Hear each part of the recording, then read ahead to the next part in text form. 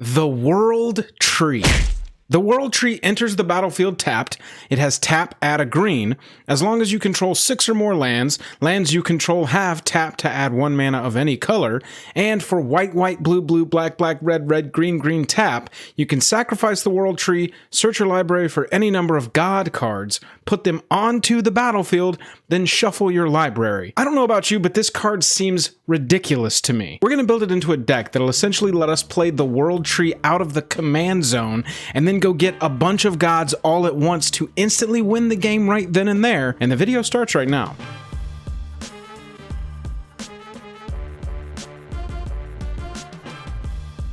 Special thanks to our Patreon supporters who power our channel. Check out our Patreon for monthly giveaways, exclusive content, and even a starring role in our fan fight series. Link in the description below. Hello and welcome to the day. Thank you for spending your time with us. Welcome back to another episode of Jake and Joel Are Magic. I am Joel. We're going to talk about the World Tree in EDH today. But first, if you would, go down there, hit that like button, hit that subscribe button. It really helps us out so much. Let's get into the World Tree.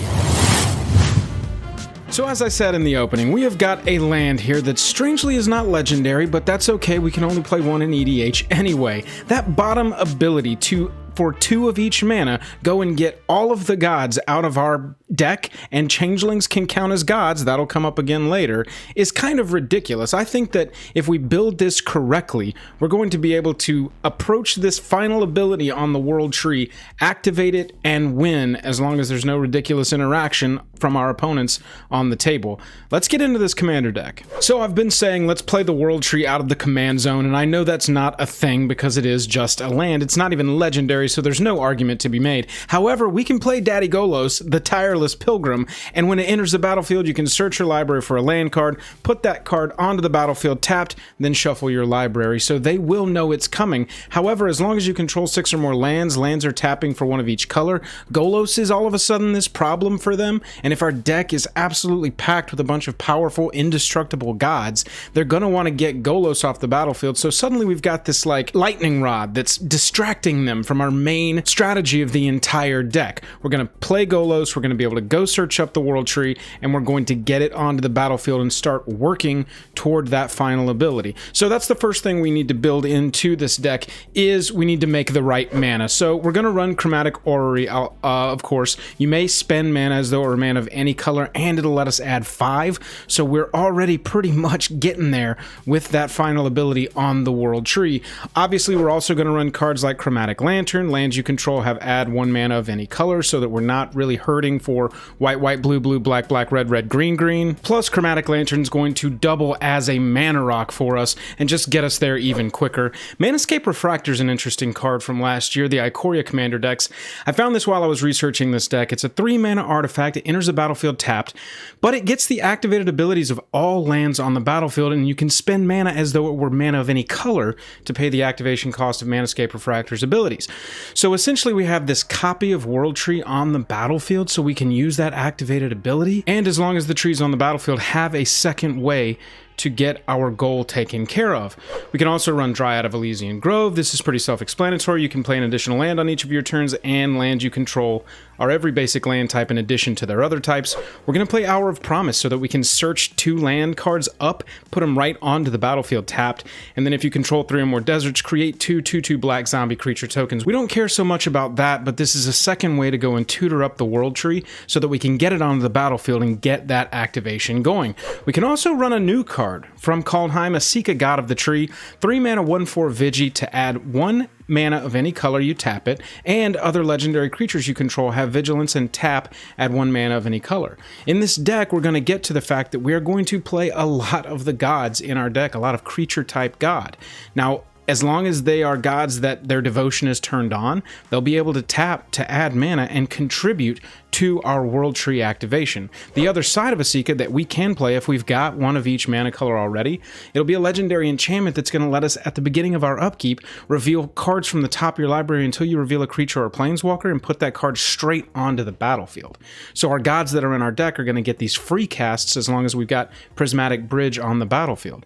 Now, we are building this entire strategy around the world tree. So we need to run Crucible of Worlds in this deck in case the world tree gets destroyed, so that we do have our primary win con at the very least. Even though we'll have some secondary win cons, our primary win con, we want to be able to get it back if it does get destroyed. So now the gods, there are over 40 of them available to us at time of shooting this video, and I want to start with Purphoros, God of the Forge, because what we're going to do is assume that we have activated the world tree. We're going to go search our library for any number of god cards, put them right onto the battlefield, and then shuffle our library. Purphoros, God of the Forge, that third line of text, whenever another creature enters the battlefield under your control, Purphoros deals 2 damage to each opponent. I mean, if we're searching up 20, gods from our library and put them onto the battlefield all at once, everybody's taking 40 damage.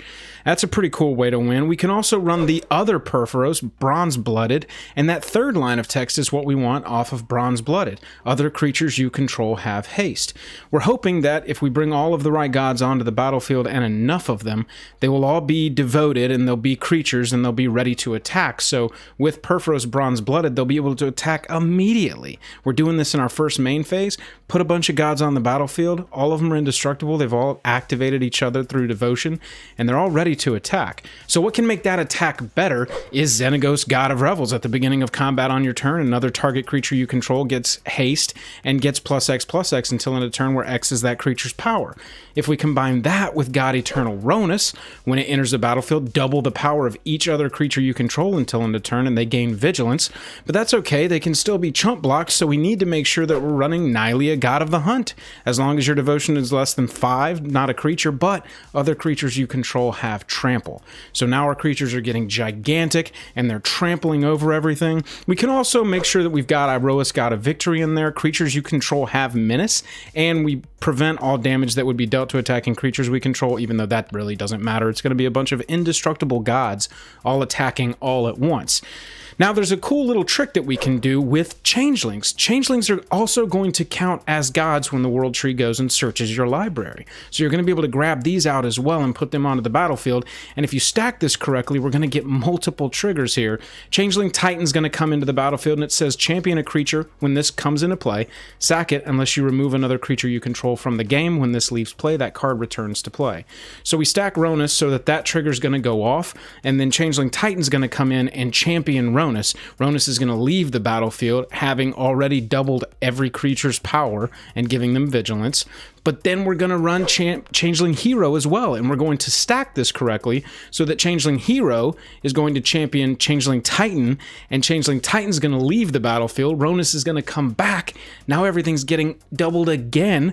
Nylea is giving them all trample. Iroas is giving everything menace. We're attacking with a bunch of gods, and our attack is just ridiculous at that point. And that's if Purphoros, God of the Forge, didn't just kill him straight out from how many creatures, period, changelings or gods, we went and searched from our library and put onto the battlefield all at once. Now, while we're talking about changelings, it's also worth noting that Morophon the Boundless is a changeling, and this can have some good synergy in your deck as you're working to build your combo and put all that together. And then we've also got Mirror Entity as just a really strong changeling, and that can also help you as you're working to build toward your final goal of a world tree activation, everything coming in all at once, either Purphoros burning them down or some ridiculous attack with all of the gods that we've put into this deck. That's what I've got for the world tree. Let's close the book.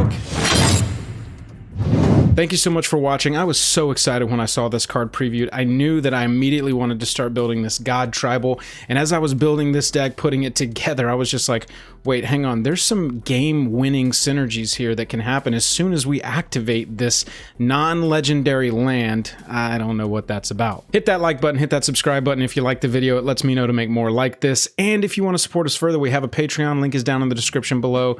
Monthly giveaways, lots of behind-the-scenes stuff, access to our Discord over there. Come and join our community. We think it might be a good fit for you. I'm tapped out. I'll catch you later.